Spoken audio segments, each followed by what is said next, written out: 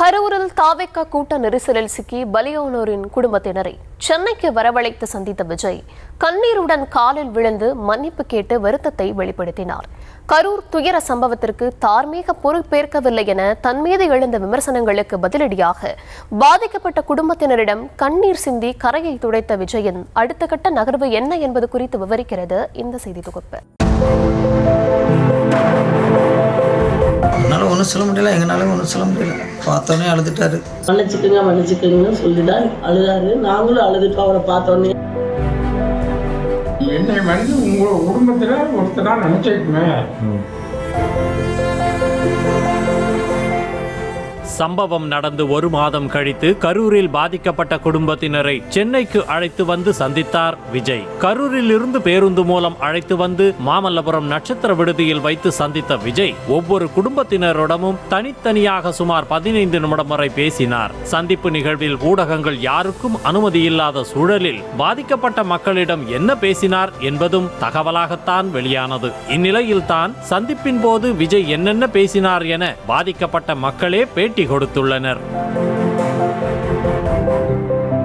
கூட்ட நெரிசலில் தனது மனைவி, மகள் என 2 பேரையும் பறிகொடுத்து தனிமரமான ஏமூர் புதூரைச் சேர்ந்த சக்திவேலிடம் காலில் விழுந்து கண்ணீர் சிந்தினார். கரூரில் வந்து நேரில் சந்திக்காமல் சென்னைக்கு வர வைத்ததற்கு மன்னிப்பு கேட்ட விஜய் குடும்பத்தில் ஒருவனாக எந்த உதவியாக இருந்தாலும் செய்து கொடுக்க தயாராக இருப்பதாக கூறினார். அதோடு உயிரிழந்த மனைவி மற்றும் மகளின் புகைப்படத்தை காண்பித்ததும் மனம் வெதும்பி போன விஜய் கண்ணீர் விட்டு வருத்தத்தை வெளிப்படுத்தியதாக கூறினார். பல அழுத்தத்திற்கு மத்தியிலும் நேரில் அழைத்ததற்காக விஜயை பார்க்க சென்றதாக கூறிய சக்திவேல் தங்களுக்கே இவ்வளவு அழுத்தம் இருந்தால் விஜய்க்கு எவ்வளவு நெருக்கடி இருந்திருக்கும் எனவும் கேள்வி எழுப்பினார்.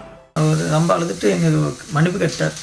எங்களால் அங்கே சுச்சுவேஷன் வர முடியல, வேறு சுச்சுவேஷன், அந்த சுச்சுவேஷன் என்னால் சொல்ல முடியல, அதை வராதனால என்னை மன்னிச்சுங்க, அதனால தான் உங்களை வரவழைச்சேன் அப்படின்ட்டு ஒரு எங்களோட மனைவி மகளும் ஃபோட்டோ கொடுத்து காமிச்சோடனே ரொம்ப அழுதுட்டார். அவரே அழுதுட்டார், நாங்கள் எங்கள் குடும்பம் எல்லாமே அழுதுட்டோம்.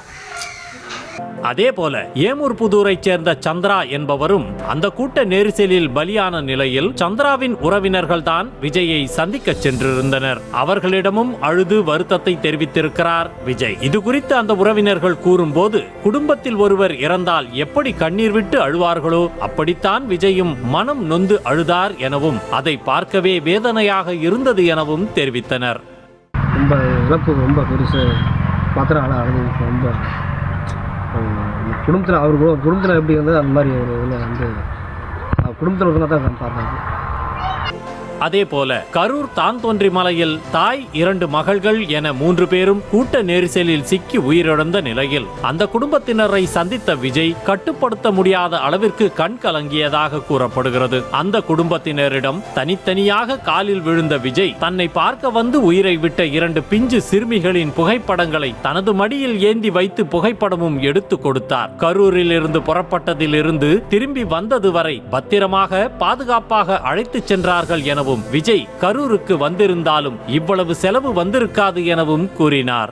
ஃபர்ஸ்ட் வந்தவனே மன்னிச்சுக்கோங்க, நான் செஞ்சது தப்பு தான், உங்களை இங்கே வர சொன்னது ரொம்ப மன்னிப்பு கேட்டுக்கிறேன், இந்த மாதிரி சூழ்நிலை வந்துருச்சு, எங்களுக்கு நாங்கள் வந்து பர்மிஷன் கேட்டால் எங்களுக்கு வந்து கரூரில் விடலை, இல்லைன்னா நான் நேரில் வந்திருப்பேன், மன்னிச்சுக்கோங்கன்னு சொல்லி தான் அழுதாரு. நாங்களும் அழுதுட்டோம். அவரை பார்த்தோன்னே என் பேத்திகளெல்லாம் அவர் போட்டோ வச்சு போட்டோ பிடிச்சி கொடுத்துருக்காங்க.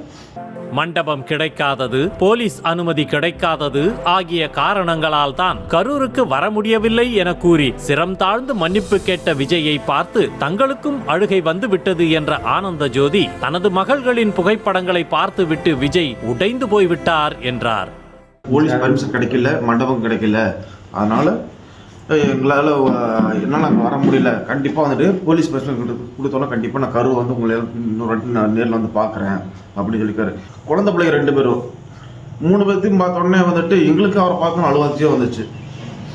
அவரை பார்க்கும்போது கொஞ்சம் எங்களுக்கு ஒரு மாதிரி தாங்க இருந்தது. அந்த வகையில் தனது பிரச்சார கூட்ட நெரிசலில் சிக்கி உயிரிழந்தவர்களின் குடும்பத்தினர் எல்லாரிடமும் கண் கலங்கி காலில் விழுந்து மன்னிப்பு கேட்டிருக்கிறார் விஜய். விஜய் அழுததை பார்த்து எங்களுக்கும் மிகவும் வருத்தமாக இருந்தது என்ற பாதிக்கப்பட்ட குடும்பங்கள் விஜய் மெலிந்து போய் மன ரீதியிலும் மிகவும் வேதனையில், மன அழுத்தத்தில் இருப்பது போல இருந்ததாக தெரிவித்தனர். எங்களை எல்லாத்தையும் கூட்டிகிட்டு போனோன்னா உட்கார வச்சார்.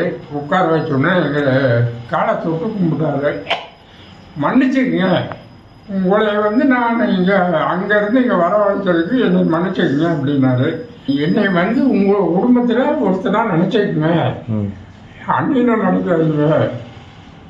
பாதிக்கப்பட்ட குடும்பங்களுக்கு காப்பீடு செய்து கொடுத்த விஜய் சந்தர்ப்பம் கிடைக்கும் போது கரூரிலேயே வந்து சந்திப்பேன் என உறுதி அளித்திருக்கிறார். கரூர் சம்பவம் நிகழ்ந்த அன்று இரவே விமானம் பிடித்து விஜய் சென்னை வந்து சேர்ந்தது கடும் விமர்சனத்துக்குள்ளானது. அதோடு 3 நாட்களுக்கு பிறகு வெளியிட்ட வீடியோவில் கூட தன்னை பார்க்க வந்து இத்தனை பேர் இறந்திருக்கிறார்கள் என்ற கவலை அவரது முகத்தில் தென்படவில்லை என விமர்சனம் எழுந்தது. தன்னை பார்க்க வந்து இறந்தவர்கள் என்பதால் நடந்த சம்பவத்திற்கு விஜயும் தார்மீக பொறுப்பை ஏற்க வேண்டும் என்ற கருத்து முன்வைக்கப்பட்டது. இன்னும் குறிப்பாக திமுகவினர் சிலர் விஜய்க்கு மனிதாபிமானமே இல்லை என்ற அளவிற்கு பதிவுகளை போட்டு வந்தனர். ஆனால் மன்னிப்பு, வருத்தம், அழுகை, ஆறுதல் என எல்லாவற்றையும் பாதிக்கப்பட்ட குடும்பத்தினரிடம் வெளிப்படுத்தி அரசியலுக்கு பயன்படுத்தாமல் தவிர்த்து இருக்கிறார்.